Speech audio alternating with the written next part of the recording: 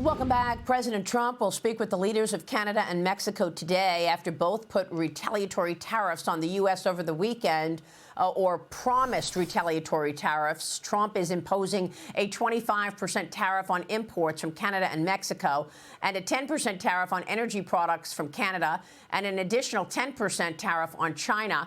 These tariffs are set to take effect tomorrow, so we will see if anything changes by midnight tonight. I spoke with Vice President J.D. Vance about this on Sunday Morning Futures yesterday. Watch.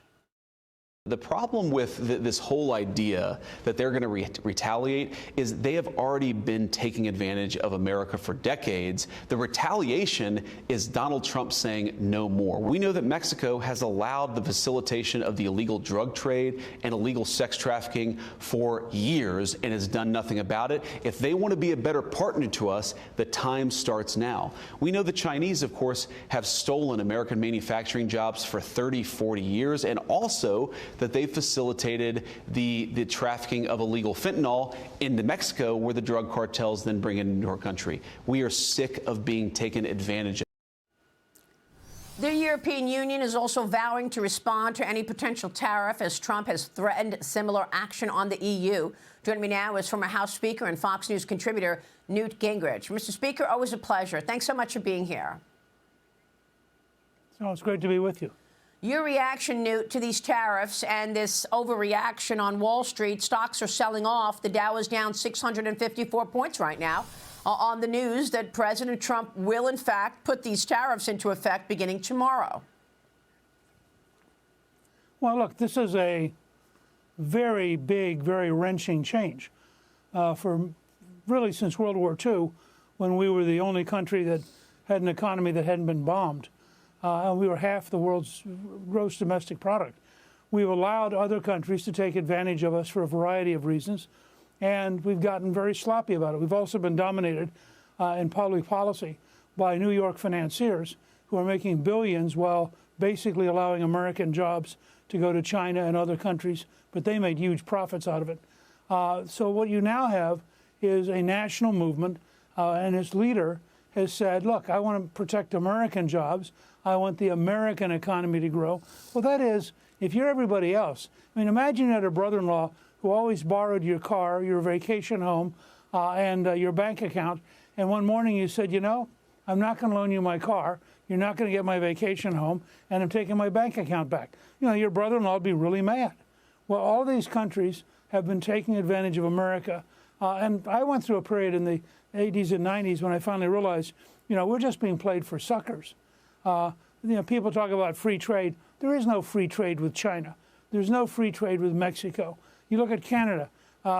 Trudeau, who is the most unpopular prime minister in Canadian history, instead of working with President Trump, has decided to pick a fight, which he will lose. I mean, Canada is not a big enough country economically to have a head-on fight with the U.S. because the American market ultimately means dramatically more to Canada than the Canadian market means to us. So you're living, literally, Maria, you're living through one of the great historic changes.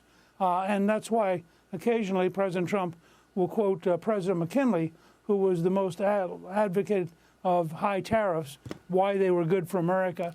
His entire policy was built around protecting American jobs. And in the 19th century, we grew at an extraordinary rate and became the largest economy in the world. Yeah. So I think what you're seeing, and this is going to be a huge, by the way, this is going to be a huge change for the Europeans. They bet on regulation. We bet on innovation. They're going to lose that bet. Yeah. And look, there's a reason that China has been stealing our intellectual property for decades. That also needs to stop. All of this bad behavior from adversaries. President Trump is saying no more. And he did expect disruption. He told me on Friday, look, we may see disruption. That's fine. And that's basically the sentiment that I got from Lee Zeldin as well as John Barrasso. I spoke with both of them yesterday, asking them about the impact of these tariffs. Lee Zeldin was just confirmed as the new EPA administrator. Here's what he said. Watch. President Trump has done this once and it worked. We'll do it again.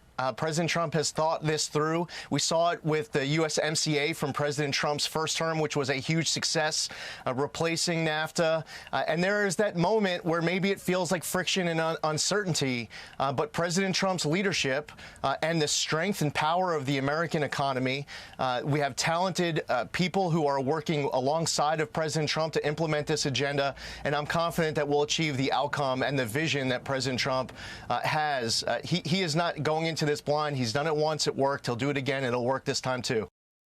Are you worried that this tariff plan of President Trump is going to undermine the other policies that are very positive out of this administration?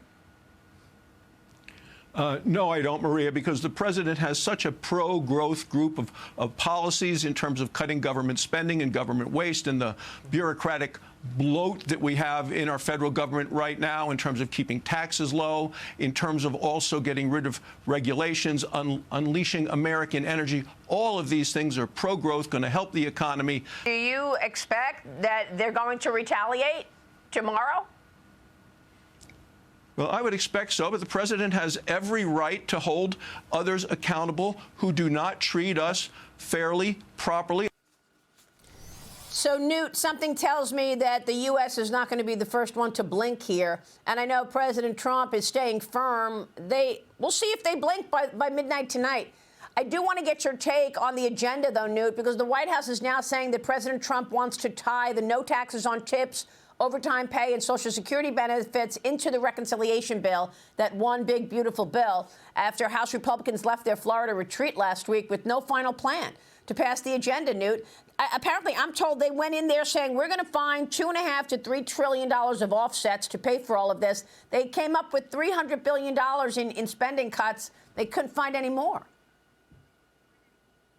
Well, look, I think if you simply take the General Accounting Office report on theft in Medicare and Medicaid, and you take a number of other things like that, we can find the money. But it takes creativity and it takes focusing on reform, not on cutting things. You know, when we reformed welfare, millions of people went to work. They went off food stamps. They went off Medicaid. When we created Medicare Advantage, people took it because it was better and it actually saved money. So I think if they have to be creative and not just be cookie cutters saying yes or no to small cuts. If they're creative, there's no question in my mind that we can have better health in America, we can have more honest health in America, and we can have more effective health in America. And people would like that kind of revolution, and they frankly, all of them save an enormous amount of money. Remember, we spend almost 18% of our economy on health care.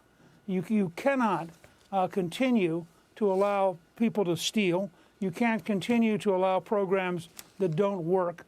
And you can't have a focus on sick treatment rather than a focus on health.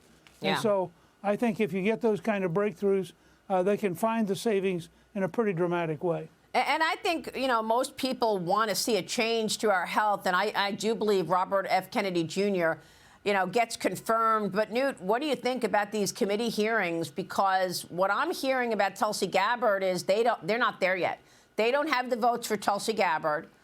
It looks like Kennedy and Kash Patel get through. I'm not sure about Tulsi. What do you think? Well, I think she's still got some more conversations to have and to clarify a couple of things. Look, she's very smart. I've known her for years. I like her a lot.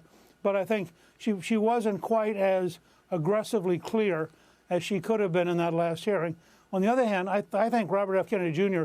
has already done the country an enormous service by emphasizing the health aspect rather than the sickness aspect. Yes. He wants Americans to be healthier. By the way, that's the least expensive kind of health care. If we keep you healthy, you don't need all those expensive procedures. Yeah, great point. And John Barrasso told me we'll probably have another 5 confirmed cabinet members this week, including Pam Bondi, Howard Lutnick, and others. So we'll see about that. Newt, it's always a pleasure. Good to see you, sir. Great. Thank you. Good to be with you. Newt Gingrich. We'll be right back.